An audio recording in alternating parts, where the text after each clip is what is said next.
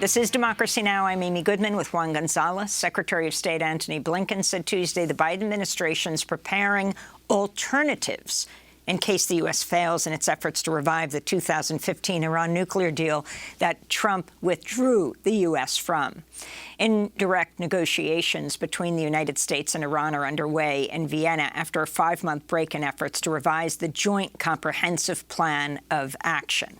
On Tuesday, the chief of Iran's civilian program insisted Iran will refuse to allow UN inspectors to access a sensitive centrifuge assembly plant. Last week, CIA Director William Burns said he's concerned about Iran's nuclear program during an interview with the Wall Street Journal. Based on the results of the new round of nuclear negotiations, with the so-called P5+1, the international partners, and the Iranians, the Iranians are not taking the negotiation seriously at this point. It was a pretty discouraging result then. You have the reality of the Iranians essentially dragging their feet on the nuclear negotiations, and at the same time, as you pointed out, Jerry, making steady advances in their nuclear program, particularly enrichment to 60% now as well. In recent days, Israeli officials have been urging the United States to take military action against Iran, suggesting the U.S. should either directly strike Iran or attack an Iranian base in Yemen. Israel insists that regardless of the outcome of the nuclear talks in Vienna, it reserves the right to attack Iran. Well, for more, we're joined in Washington, D.C. by Negar Mortazavi, Iranian American journalist, political analyst, host of the Iran podcast. Thanks so much for joining us, Negar. If you can talk about the significance of what's happening in Vienna right now, and what are these so-called alternatives to the Iran nuclear deal that Trump pulled the U.S. out of?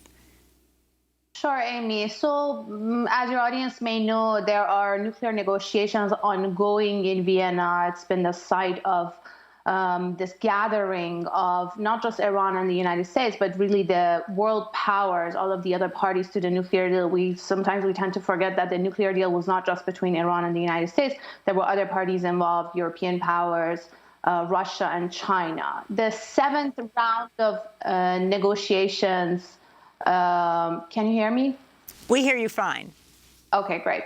The 7th round of negotiations which has happened is essentially the first round of negotiations with Iran's new administration. There has been a change of presidency in Iran in June, and the new hardline team has been coming into the negotiating table with more demands than the previous administration. And this really goes back to what myself and some other Iran watchers have been warning, that President Biden, when he first started his administration, had a window of opportunity, really a golden window of opportunity with Iran's previous administration, the moderate administration, who was involved in the negotiations initially and the making of the JCPOA, the Iran nuclear deal agreement, to go back to the JCPOA and do these negotiations while the moderates were still in power in Tehran.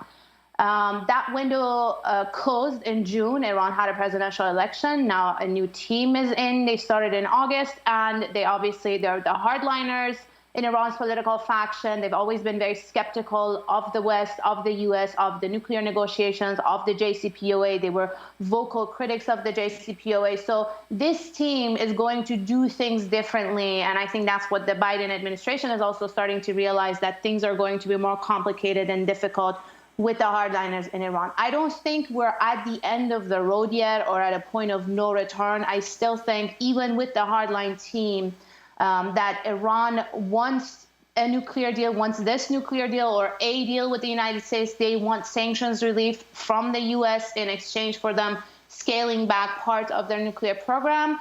But I think the negotiations ahead are going to be difficult. And if they fail, if diplomacy fails, then the absence of diplomacy means more escalation, potentially in the form of sabotage attacks and military escalations, which won't just be bound to Iran. It will be spread across the region and can easily get out of hand.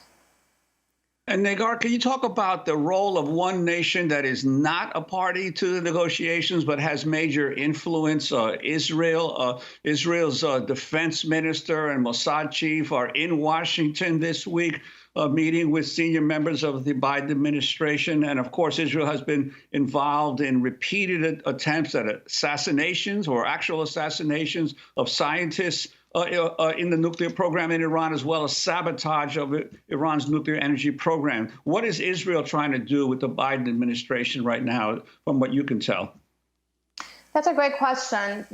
Actually, Iran's nuclear program, it's not a nuclear weapons program to this point, but if Iran, the reason Iran is seen as a threat is because it can be a potential threat to U.S. allies in the region. Iran is not a threat to U.S. soil. So as you were saying, Israel and other U.S. partners in the region are very key elements in all of these sort of perceptions of threat, and also the negotiations and U.S.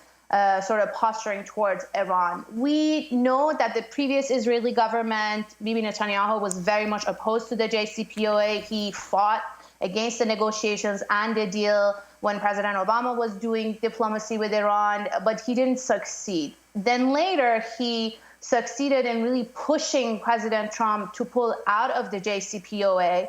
And now, interestingly, we're hearing from former Israeli officials, some from Bibi Netanyahu's own previous government, that this was actually a mistake, that Israel opposing the JCPOA and eventually pushing President Trump to pull out of the deal was a mistake. That was a good deal because Iran had essentially agreed to put limit on its nuclear program. And now that those limits are gone and Iran is expanding the program, is really escalating the situation, there's no better deal to replace it. And as you mentioned, and Amy, there are talks of Israeli officials now really trying to push the United States to take military action against Iran, or potentially target Iranian nuclear sites or Iranian interest across the region. I'm not sure how much of an appetite there is in the White House for that form of direct military attack on Iran by the United States, and I'm not so confident that Israel on its own would carry out an attack like that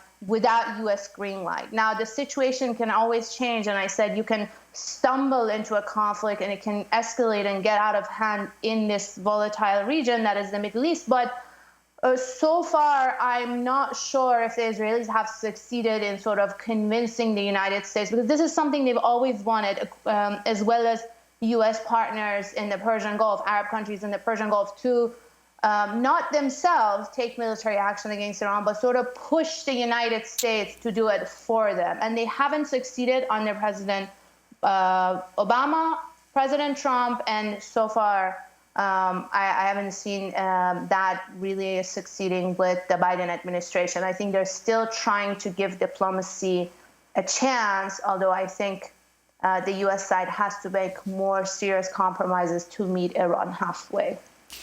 We want to thank you, Negar Mortazavi, for joining us, Iranian American journalist, political analyst. She's host of the Iran podcast, and of course will continue to cover this issue. After break, we go to Chile, where voters are headed to the polls Sunday to choose a new president in a tight runoff between a far-right candidate and a leftist former student leader. Stay with us.